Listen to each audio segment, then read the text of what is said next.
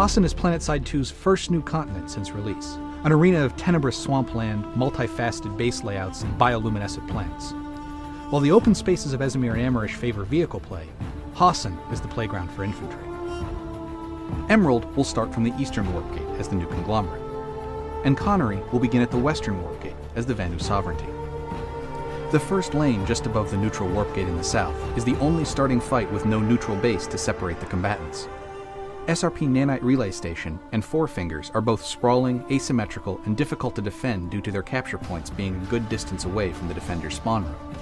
This lane will be decided on which server can gain control of the other's capture point faster and hold on before the defenders can make it to the point in force. Moving north, Hunter's Blind can be a treehouse of horrors if you aren't vertically inclined. This arboreal base can only be accessed from the ground by way of 3 jump pads. Look for each server to try and gain control of the ground around the pads before making a move in force to the point. Fights here are fierce, and players who don't look above and below are easy pickings for light assaults. One of the largest set pieces in PS2, Gurney Dam confronts both servers with poisonous water that will kill you instantly, and a maze of paths to the point.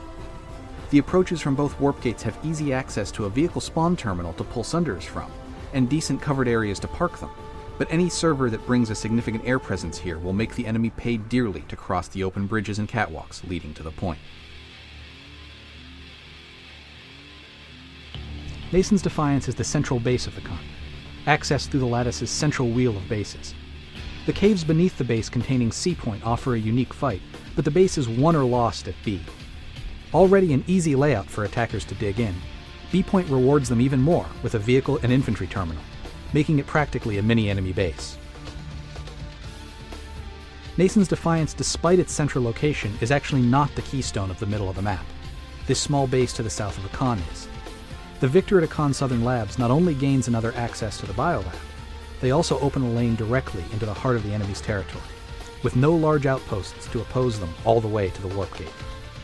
An open courtyard surrounded by balconies and easy access from the air make the point here deadly difficult to hold.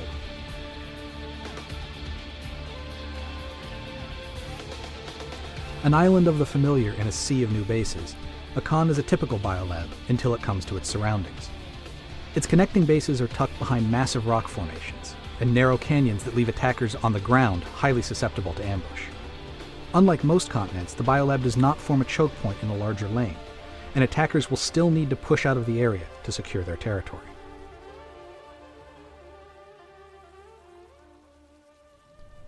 Construction Site Beta lies between 2 large outposts on either side. However, capturing this early on can protect or open a vital lane behind Kessel's Crossing to the north. The A point at this base is very exposed, and an infantry point hold will need to defend from the 2 raised platforms in the corners to succeed. Creative squads will even drive vehicles up to the point room to improve their odds.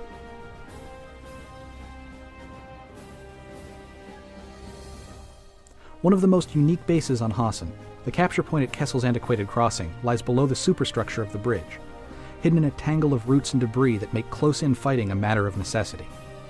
Vehicle and infantry combat are well separated, so don't be surprised if there are tanks fighting on the bridge itself, while infantry move for the point. The base has good approaches from each warp gate, and both will have equal lanes to A point. There are many different entrances to the point room, and players that don't keep their head on a swivel are likely to lose it quickly. 8 starting fights with very different locations and strategies, spread throughout 8 kilometers of jungle. It will be up to the winner of these first battles to try and capitalize on their position and push the enemy back. Many of these bases become much harder to take once the base is owned by the enemy, so waiting to attack them later in the match is a risky gamble to take.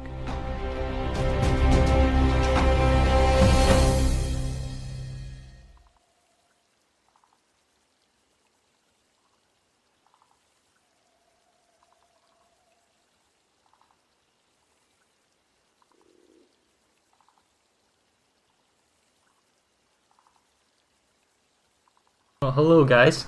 My name's Far, and we're on a server smash. Are we live, Redlin? I'm not seeing it on the stream. I don't believe. I hang on. Oh wait, this is an awfully long delay. If this is it kicking off, well, apologise for the kind of half-hearted start. We're not even sure if we're. Oh, okay. The stream is live. There we go. Hooray! That was odd. It didn't show the whole beginning section there. It was weird. Anyway, hello and welcome to Server Smash. I am Far, your main caster.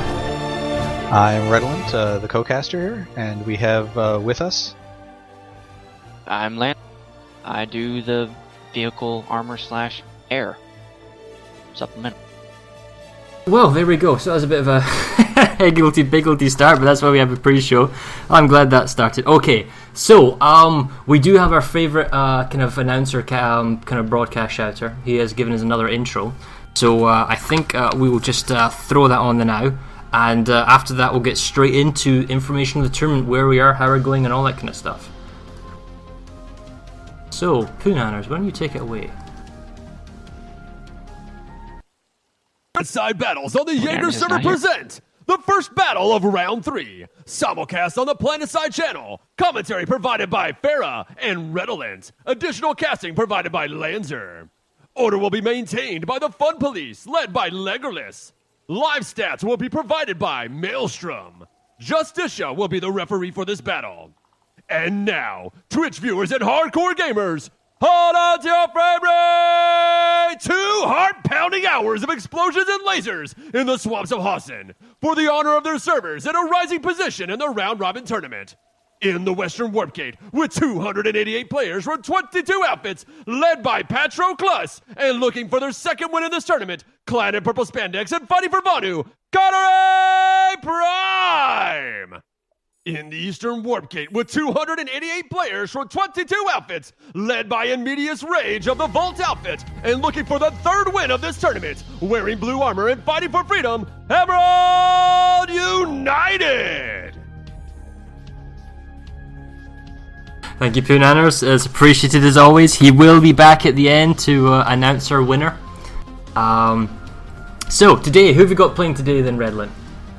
Today we have Emerald versus Connery. This is for the... I realised that Nanners just shouted that out to the stream. I get that, but we're letting Redlin explain who and what and why and where. This is the second time in 7 weeks that they faced each other, and I think Connery is definitely hungry for some revenge. They didn't take well to losing to Emerald on Amrish several weeks ago, and there's been a lot of talk back and forth between the servers, a lot of hype between the servers about this, and I think that both are really, really ready for it. Emerald is going to be playing from the Eastern Warp Gate as the NC, and Connery will be playing from the Western Warp Gate as the VS, and this is the first time that the two have ever faced each other on Haas. That's true. They did face each other in a sort of kind of you get to play because you haven't played in a while exposition match on Amrish when we tried out the Amrish map that we've been playing last fortnight. But so this will be kind of a rematch, and it'll be interesting to see where the score goes here. I know there's a heavy opinion of who may or may not win today, but I guess I'll just bring up just some of the teams. So today your team will be myself, the caster Fire, my co-caster Redolent, there's Lanzer, who'll be doing the co-casting with the air and ground, mainly following the air battle, seeing what's going on there. And the referee here today is Justicia. The rules today is capture as much Hassan as possible within a 2-hour period. So you've got 2 hours, capture as much territory as possible, and we're going off percentage of territory, which is what the scores are on the top left of the book. There's no overtime, and then that's that. The tournament, why don't you explain the tournament to us, Redlin?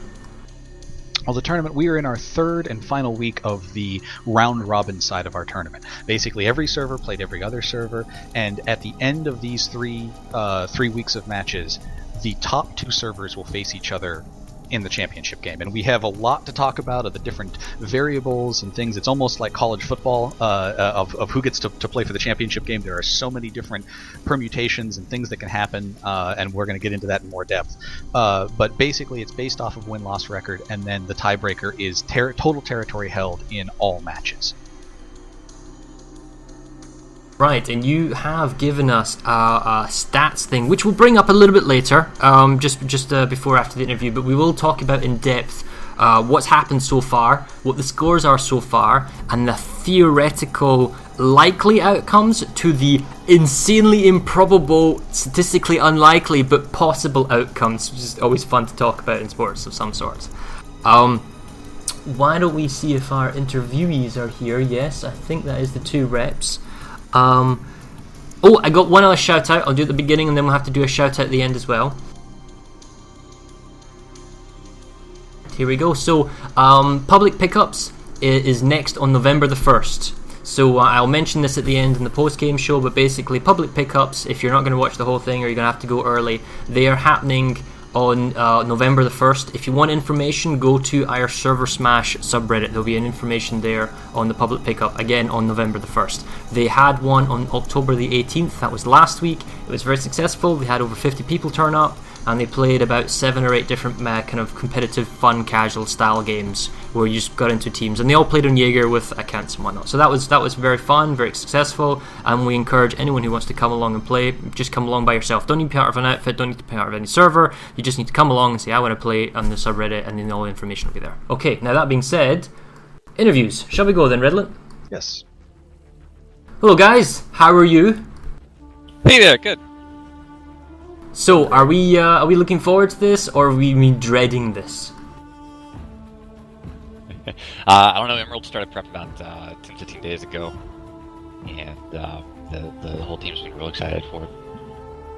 I have to say, I was on earlier, Neg, right? I was on earlier, just doing stats, getting everything positioned right, and I saw one of your guys, just another one from, I think it was AOC? Is that one of your outfits? AOD? Yeah, AOD, there you go, apologies. And I was looking at him thinking, you're awfully shiny. So I was like, did you spend money on that? Because we know it's happened in the past. It's like, oh yeah, a whole bunch of us have spent like $20. We look great. I was like, what is going on? So AOD is going to look fabulous. Style's important, man. Gotta win in style, or play in style at least. Patro, do you have anyone from Connery who's equally as dedicated? I'll take that as a no. Why don't we keep going back to you, Neg? I'll leave it with you, Redland, if you want to ask something. Well, I'm interested about that's much the dedication of spending money on an account that they will never use again. I don't necessarily know that's dedication as far as winning the match goes. I want to know basically what these guys think of Hassan and how it's going to be to lead here. Patro, I know that you are both the rep and the force lead today. So just tell me a little bit about the preparation you had to do and how force leading on Hassan is different than force leading on some of those other continents. I'd have to say right off the get-go, the amount of lanes that you're having to fight across the board is like the biggest challenge in this match. It's more of, okay, let's build 3 solid platoons and, go at it. It's like, okay, we're looking at effectively, I think both sides are looking at around 7 lanes off the get-go that you're having to spread your entire force across or, push where you really want. But that's the big issue, like compared to Esmir, where you're really looking at like 5 maximum lanes, and depending how your opener goes, you're like really only holding 3. And I guess that plays into a lot of the strategy today. Can you give us any hint as to something to watch out for that Connery might be trying today? That was Connery talking just now. Oh, never mind. Sorry. Yeah, we're gonna try to win. Yeah. Okay. Well, no. I really want Connery to do well. I'm looking forward to a great match. There are a lot of good outfits and players in Connery. I wonder if some of the devs are sneakily playing with you today. It's happened before. Have some dev power over there. You're gonna get shot all crazy now. So Emerald, did you feel the strain of prepping for Hassan as opposed to the other continents? Well, in this case, Connery's already played on Hassan once, which was a big plus for them. We're going into a green; they at least have some experience on it. You're referring to the Connery Briggs game? Yeah. They got to go play down under. So going through the motions of setting up who we need to go where, all those things, but I don't think they're any more stressed than any other game. Is there anything specifically that we should watch out for from Emerald today? I heard there was an Air Force. We saw it last fortnight, but I heard there was like a really impressive Air Force to watch. No comment? You gonna tell us all about it? Well, this will be the second game where we finally got all our ducks in a row as far as how to play air properly, rather than just asking pilots to show up and essentially saying go shoot things, which hasn't worked so well in the past. So we're looking to keep our pilots' attention for a second game and give them some fun. If I don't see at least one Liberator or Reaver with Lumifiber, I'm going to be greatly disappointed. That's Lanzer, that's your job, man. You need to find the most pimped out vehicle that someone's throwing silly money at. I'm Farah speak for that sort of thing. Farah is desperately trying to get. See a Valkyrie. See if anyone spent money on a Valkyrie. They're so rare. Spend their silly money on accounts they'll never get again. So, just before we wrap up here, is there anything that the servers want to say to each other? Emerald? Good luck, man. Just want to apologize ahead of time if there's any uncouth L chat, but you know. It's all in good fun and salt. Yeah. Connor? Absolutely. All I'd have to say is just well played this season, Emerald, and looking forward to having some fun today. Awesome. Well, thank you very much, guys. We don't want to keep you here for too long. Best of luck, and at the end, I would really like to maybe have a chat about how you led and how you broke stuff down, because I know there's a ton of lanes, and if someone was to say, here's like 7-8 platoons, go knock yourself out, I'd be like, oh god, where do I even start? So definitely looking forward to talking to you guys at the end. So thanks so much, and we'll catch you later. Best of luck. Great, thanks.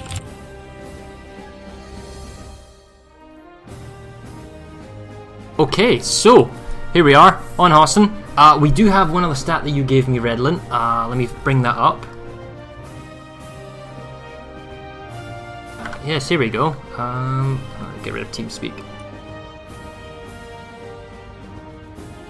Or the TR theme, they're not playing today. Who don't we care about them? Okay, so stats. This is kind of a rude crowd thing that Redlet's kind of drawn up, but basically we can see that Emerald is on 2 wins, no losses, and 123 points. Cobalt is on 1 win, 1 loss. I believe they beat Miller and they lost to Emerald. Connery is on 1 win, 1 loss. They lost to Cobalt, they beat Miller. And Miller, unfortunately, is the underdogs where they've lost twice. I do hear the phrase Miller server, worst server being laughingly and jokingly thrown around by Miller players. The territory points, the total percentages are the numbers on the right there. So 123 for Emerald, 100 for Cobalt, 98 for Connery, and 61 for Miller. So, hypothetical statistical analogy, Redlet, right? Emerald probably, even if they lost today, is going to make it to the finals. Unless you had figured this out. How could Emerald not make it to the finals? Well, I mean, what we're looking at here is this is like Group A in the World Cup. You're looking first at the record. So Emerald comes into this in a very strong position. They have 2 wins, and that means that they can lose today, and as long as they don't get absolutely creamed, and as long as they don't get a lot of lucky things happen for their opponents, they're probably moving through. However, because of the way things can happen and the way crazy things can happen, basically Cobalt, Connery, and Miller all are alive for that second spot. Basically, depending on what happens as far as the wins and losses today, and much more importantly, the territory percentage. If you look at Cobalt and Connery, they could both win this weekend. If they both won and won very large in their matches, it is possible that they could wind up with more territory percentage and both have 2 wins, same as Emerald. That is the only real Well, that way is true, yeah, because there's only a 20% difference between Cobalt and Emerald, and Connery is about 25%. So if Connery got a sufficient win, I think you said it's about 67%, 68%? To get exactly 1 point over, it's 67 to 37. Oh, there you go. So there's the goal that Connery's looking for, 67%. Now, can they do it? Well, that's up to Connery. If they're ever going to do it on any map that gives them freedom and flexibility to grab as much territory as they can, it's got to be on Hosson, so that'll be that. And Cobalt, they're playing Miller tomorrow. They themselves need to guarantee that if Connery wins and does get that magical 67%, they also need to score big. And then, bizarrely, Miller could hypothetically also, and I mean, I stress hypothetically here, because it's a long shot, they would need Emerald to beat Connery heavily, and then Miller would need to beat Cobalt, and on the order of something like 75 or 80%. And we don't see that happening, possibly, but who knows? Oh, you know, we forgot to ask. We forgot to ask Negator, what happens if he doesn't get over 70% today? Does he get flogged? I was in one of the Twitch channels. I'm sorry, I saw it in the chat and I didn't ask it. We'll maybe ask him at the end. Is the great thing is that the easiest way to look at this is Cobalt controls its own destiny. If Cobalt wins, or as long as they get the same or more territory percentage in a win or a loss compared to Connery, they move forward. They're already 2 percentage points ahead. They control their own destiny. Connery needs help. Miller needs a lot of help to get into that championship game. And Emerald needs a lot of things to go very, very wrong for it to somehow get locked out of it. But as of right now, when hope is high for everyone, it is theoretically possible for everyone to get into that championship. So we will see after today's game, yes. Right, so looking at the Hossen map, you've got 288 people, but there are, as you correctly said, there's the North Kessel's crossing lane, you've got the construction site is 2, the Akan Biolab's 3, Southern Labs is 4, Nason's Defiance is 5, Gurney Dam is 6. We'll go with the Halloween names, even though it can get confusing. So we'll go Treehouse of Horrors. There's no Simpsons, and then finally you go down to SRP Nanite Relay. SRP Nanite Relay. We know that SRP Hydroponics is Space Rice Paddy. Surely it's not Space Rice Paddy and Nanite Relay, or is that just?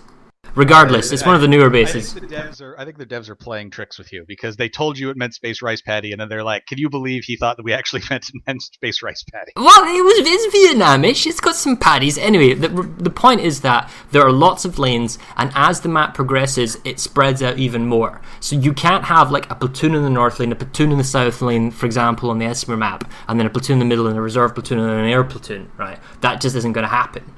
So you're going to have to split into squad sections, and I think this will probably play into maybe Emerald's hands more than Connery's, because we've seen Emeralds play where they are able to pull the right number of forces to apply right pressure everywhere, and their pressure gameplay means there won't be 4 or 5 fires going on, there'll be 7 or 8 fires going on. So I think squad delegation and leadership delegation is something that we know that Emerald does, is to see whether or not Connery does the same thing, because one force commander trying to lead 7 fronts is just going to get chaotic. Something to definitely keep an eye on. There are choke points that you can hold at certain places, from both sides. So just because you lose a base at the beginning doesn't mean you lose the whole lane. The one place that isn't true is Akan Southern Labs.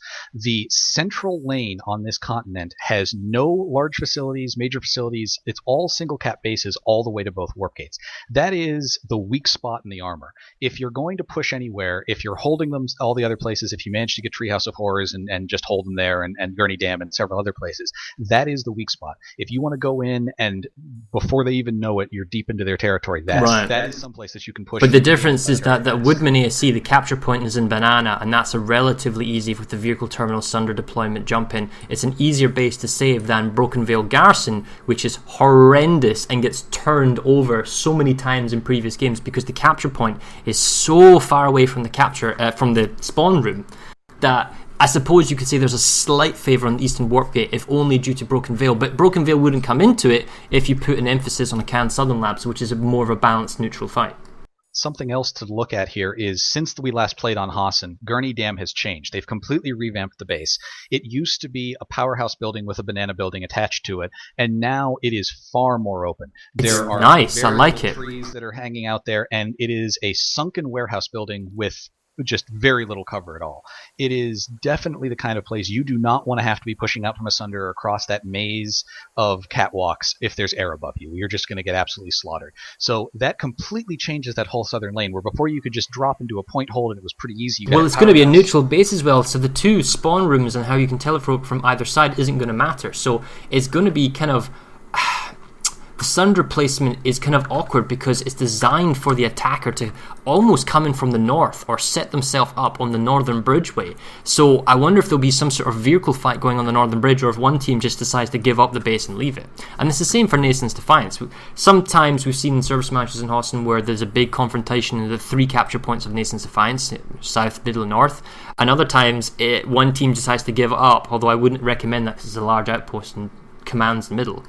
But if you decide to go for Nason's Defiance, how many people do you send? 1 squad? 2 squads? Or do you try and commit that elsewhere? Do you try and commit down the south? I mean, It's complicated because on the south, Southgate checkpoint is a defensive point for the Hoss and Eastern Warp Gate, so that large outpost prevents any push to the tech plant. But on the Beitel side, there are only small outposts. So in theory, if you're in the Eastern Warp Gate, you might push the extreme south, right up to the Beitel Biolab and Cairn Station. After that, you can just look for other easy territories. And this is one of the few maps where there are no hard stops in terms of large outposts or large facilities. You can, go all day long on small outposts if you choose to do so. We've also seen in all the other matches here, it's very easy, even with the 336 versus 336 that we saw as the merger smash, you still didn't see big fights everywhere. It is so large, it's so massive, you have to move your forces around and you wind up leaving holes. The server that can find those holes quickest and exploit them the fastest is going to win. Well, last time, because they had more people... Sorry, go ahead. I didn't mean to cut you off. If you combine everyone together, you are leaving a hole somewhere else, and this is absolutely the place that you can be made to pay for it by a quick-thinking enemy. And another things we saw was that a tactic we might have come across was harassment forces. And when I say that, I don't mean harassers. I mean like one squad of infiltrators. Anywhere on any lane that is not heavily fought after, the infiltrators will go to the enemy base, be that 1 out of 12 at the enemy base, because you don't know if it's 1 guy or 12 guys, so you have to respond by sending at least 12 guys, if not more, and they would hack the base. And then whoever's responsible for that sector of the map, be it the force commander or his delegates, see that's 1 to 2 minutes, and then they're going to have to respond with probably at least a squad, unless they have their own infiltrators in the squad to go there. So that pulls away 11 extra people that could be used elsewhere.